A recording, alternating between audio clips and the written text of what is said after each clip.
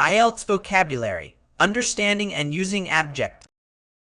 Mastering advanced vocabulary is crucial for achieving a high band score in IELTS.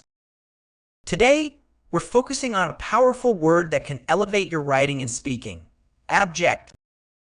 Word type: abject is primarily used as an adjective, meaning abject means extremely bad, unpleasant, and degrading.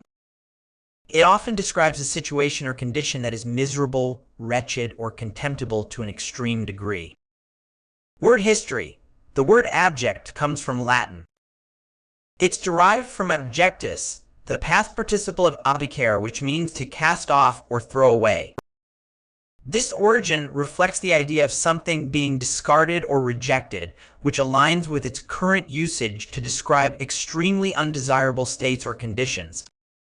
Antonyms: some antonyms of abject include dignified, noble, proud, and honorable. These words represent the opposite of the degraded state that abject implies. Synonyms: synonyms for abject include wretched, miserable, degraded, despicable, contemptible, and pitiful. These words all convey a similar sense of extreme lowliness or wretchedness. Examples used in sentences. Here are 3 sentences demonstrating the use of abject.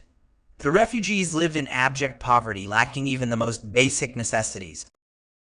His apology was so abject that even his harshest critics were moved to forgive him.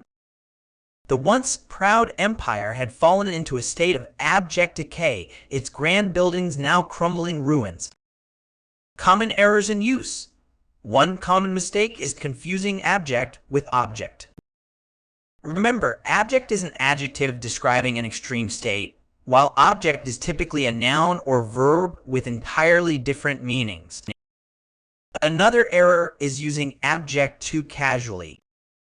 This word carries strong connotations and should be reserved for truly extreme situations. Overuse or misuse can make your writing seem melodramatic or imprecise. Lastly, be cautious about pairing abject with nouns that don't logically fit. While we often hear about abject poverty or abject failure, phrases like abject success or abject cleanliness don't make sense because they contradict the inherently negative meaning of abject. By incorporating abject into your IELTS essays and speaking responses when appropriate, you demonstrate a nuanced understanding of advanced vocabulary.